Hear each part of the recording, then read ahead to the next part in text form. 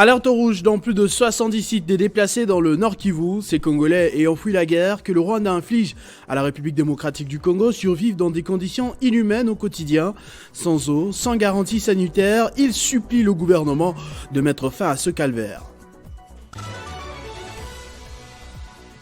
Kidnapping Gate, il n'y a pas de trafic d'organes à Kinshasa, contrairement à ce qui a été raconté lors du procès public des premiers condamnés sur cette affaire. Le commissaire provincial de la police a démenti lui-même cette information qui prenait de plus en plus d'ampleur. La chute spectaculaire du franc congolais face au dollar inquiète sérieusement dans l'opinion. Presque tous les jours sur le marché parallèle, le taux ne cesse de grimper, ce qui alimente différents commentaires sur la gestion de ce secteur.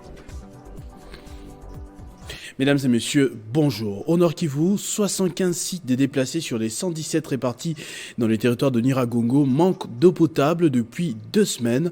Ces personnes vulnérables vivent difficilement dans les écoles et les églises sans eau ni installation hygiénique. Les organisations qui assistaient ces déplacés ont suspendu leurs interventions par manque de financement. Il nous a été rapporté par plusieurs sources que 3 personnes ont trouvé la mort par accident à la suite de la traversée de la route à la recherche de l'eau potable et plusieurs cas de diarrhée sont enregistrés dans différents sites. Les personnes réfugiées dans ces sites, suite à la guerre orchestrée par le M23 soutenu par le Rwanda, demandent à ce que le gouvernement congolais puisse restaurer la paix dans cette partie du pays. La police affirme qu'il n'y a aucun réseau de trafic d'organes à Kinshasa, la rumeur qui se répandait de plus en plus suite à des témoignages tirés des cheveux des premiers condamnés dans l'affaire de kidnapping très médiatisée a été stoppée net par le général Silvano Kasongo lui-même. Il n'y a à l'heure actuelle aucun indice sérieux, pas la moindre preuve attestant l'existence d'une telle pratique dans le pays. Les opérations de patrouille mixte police-FRDC qui se tiennent en ce moment ont permis de mettre la main sur des présumés bandits ce week-end à Bandal ou encore à Kitambo. Nous avons la veille de l'élection. Chaque fois, la veille de l'élection, à la prochaine élection, il y a une académie.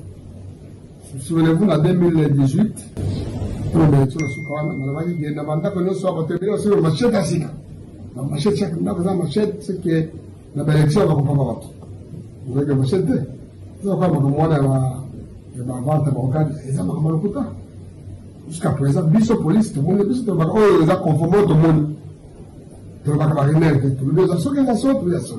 Jusqu'à présent, tout le monde est monté, va vomir, bien monté, va tirer bébé, ça, moi, regarde, nous autres, les filles, les autres, moi, ils ont tiré ça.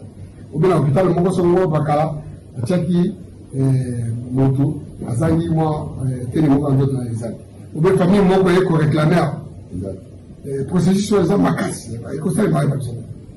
Ça demande de technicité makasi. Pour la collaborer, il faut vraiment la technicité makasi. Nous avons le matériel makasi. Sinon, il faut conserver. Conserver, minimum, il y a conservation. Tout ça, alors, on a plutôt une institution où ils allaient la capacité à aller. Et ceux qui ont une institution médicale, la capacité à aller, c'est comme Moutou, pour valider, on a conservé ou bien parce qu'il faut un vivant. Depuis quelques semaines, le franc congolais connaît une baisse significative par rapport au dollar américain sur le marché parallèle en République démocratique du Congo. Cette dégradation soudaine suscite des interrogations, notamment dans un pays où de nombreux citoyens préfèrent épargner en dollars.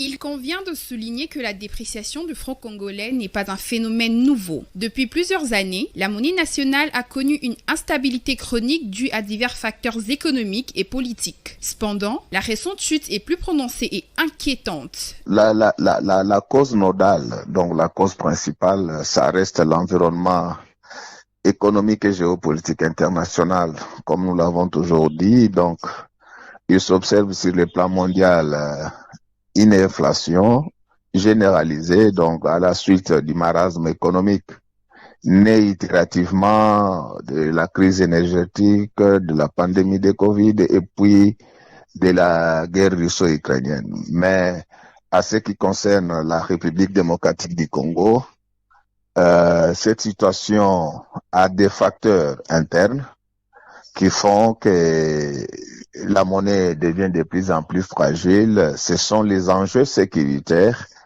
électoraux. Donc, nous sommes en pleine année électorale. Il y a une forte pression sur les dépenses publiques.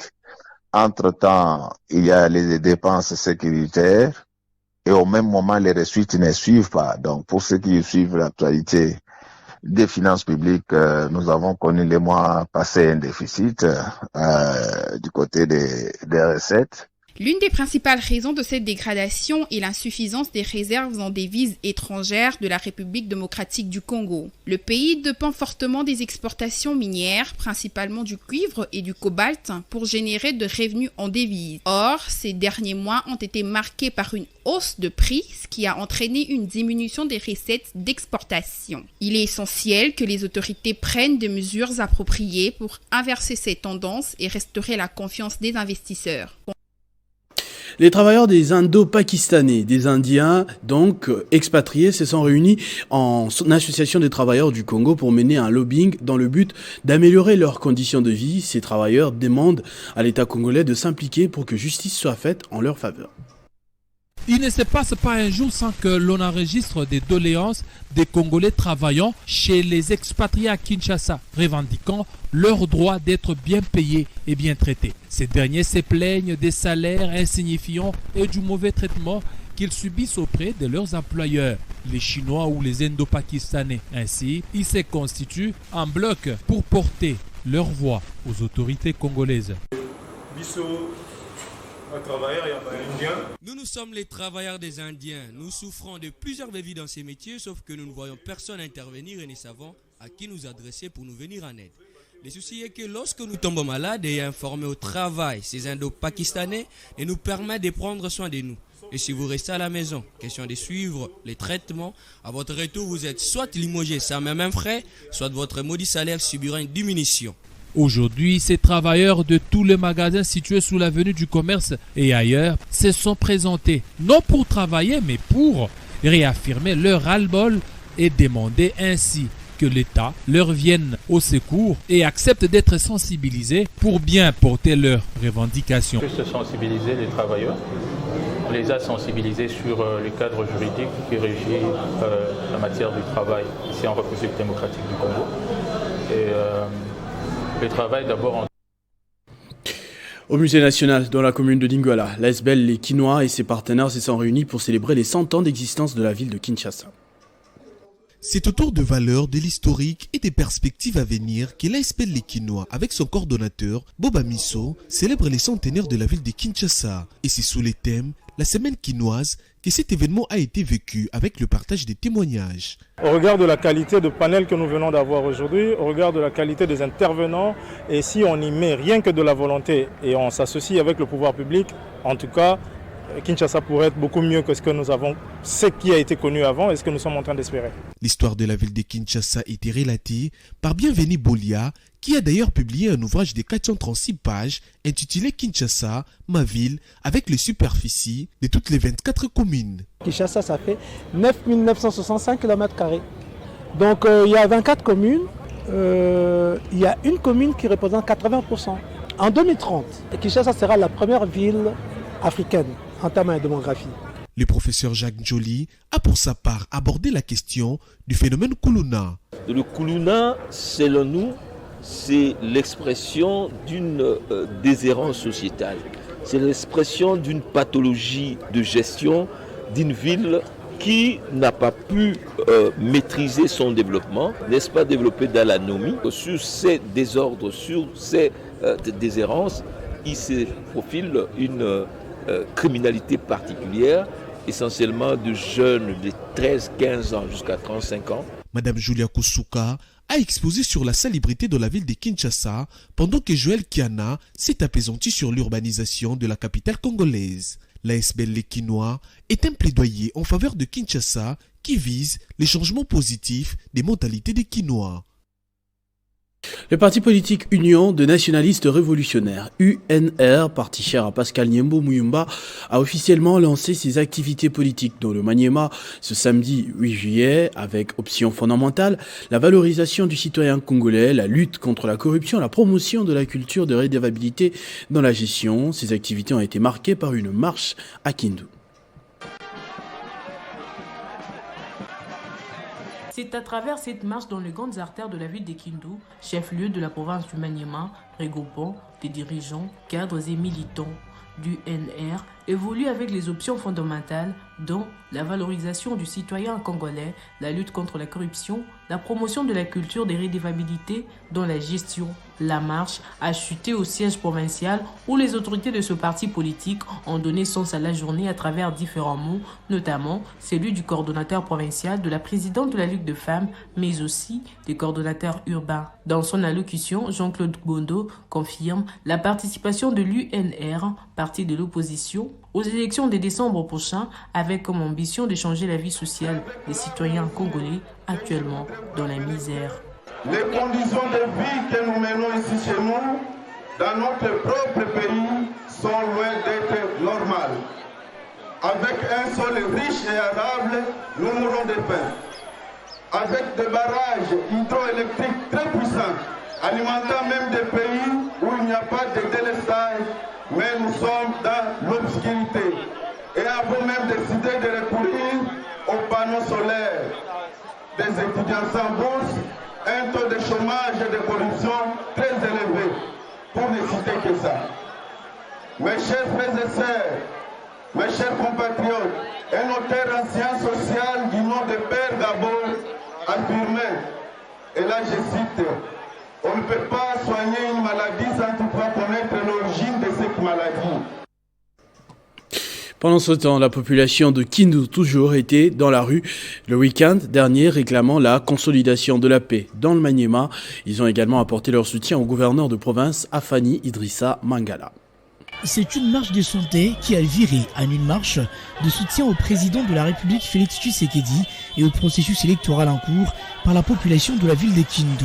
Le gouverneur Afani Idrissa Mangala, accompagné du ministre provincial Oleko Lungundu Selemani, en marche de santé, se sont vus rejoints par des centaines des habitants de la ville de Kindu.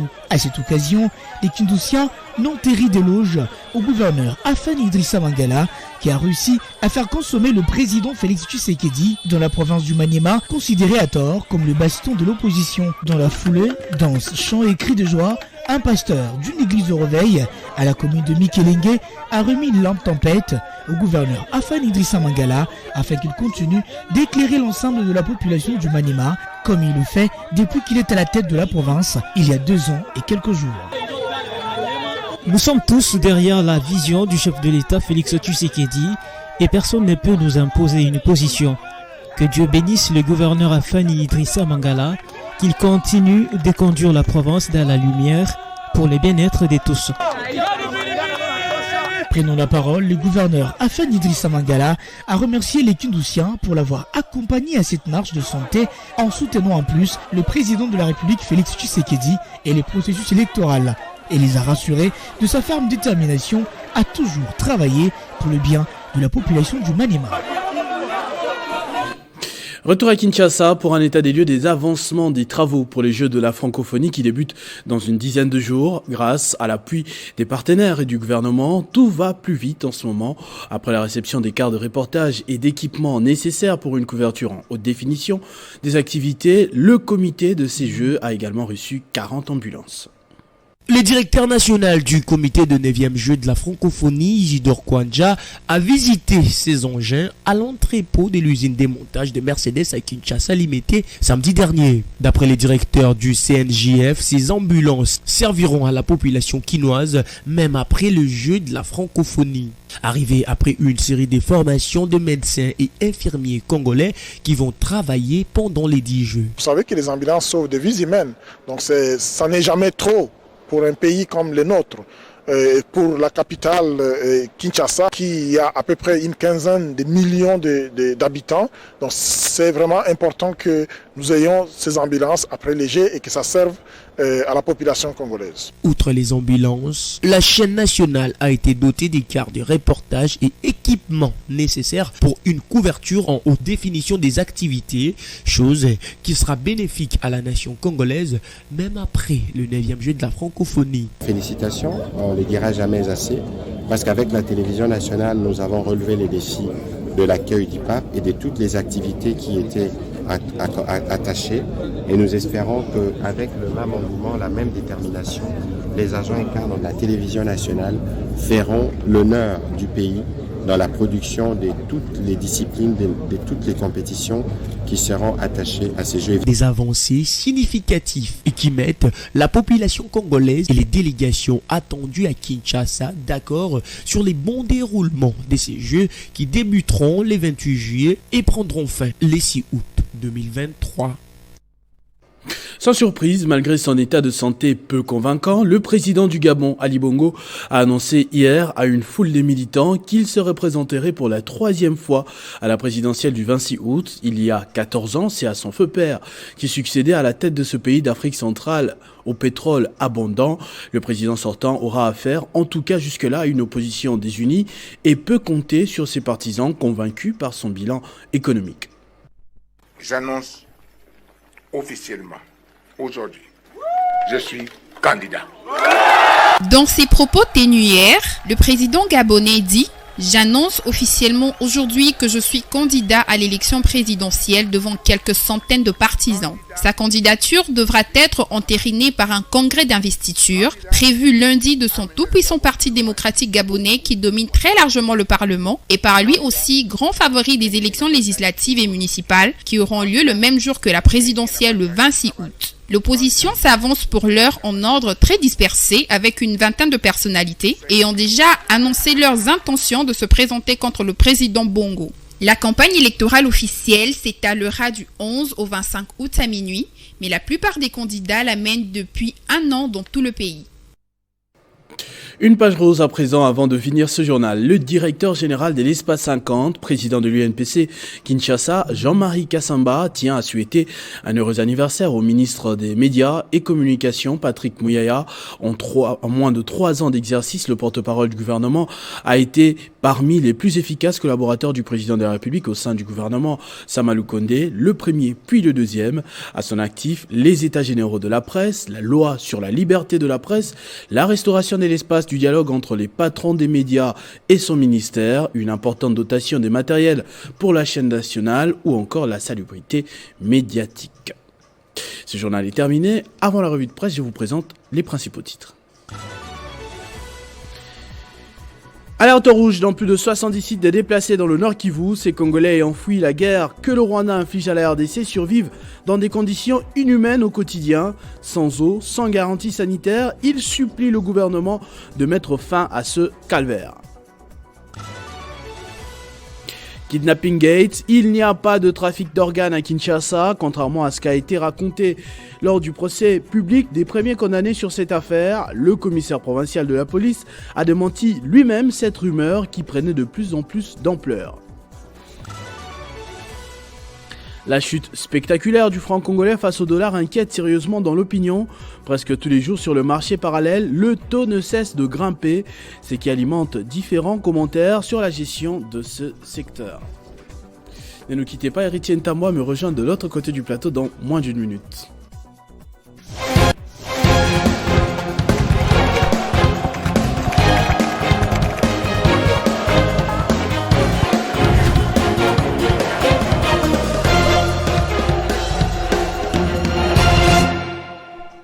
Héritier est là, de l'autre côté du plateau, comme je le disais. Bonjour et bienvenue. Merci beaucoup Christopher Ochotou et salutations respectueuses à toutes ces personnes qui nous suivent de partout.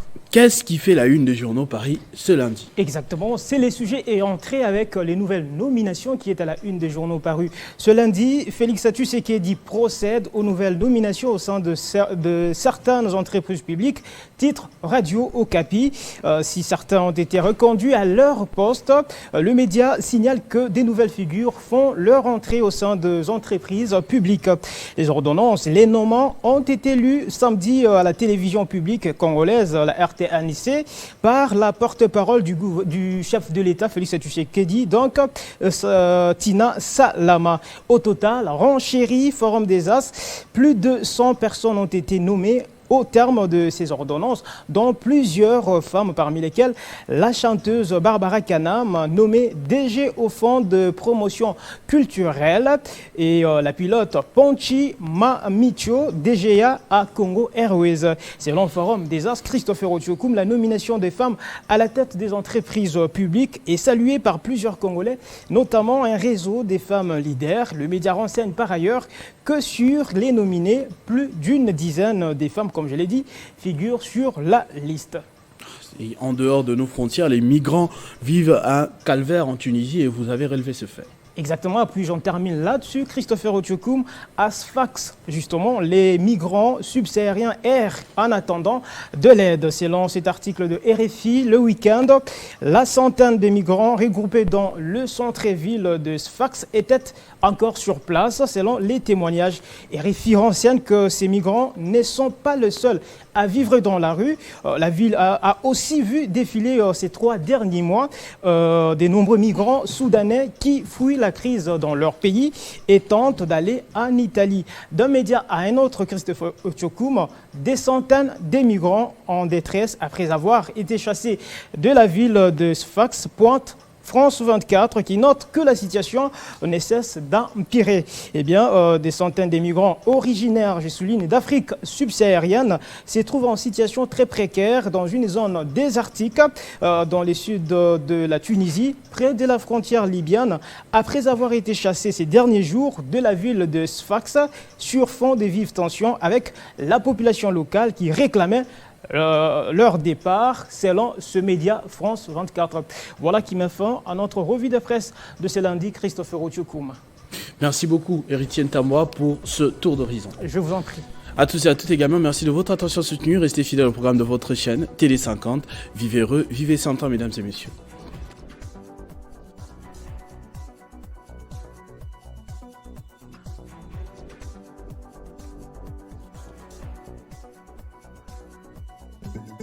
Retrouvez toute l'actualité en continu sur www.tele50.cd.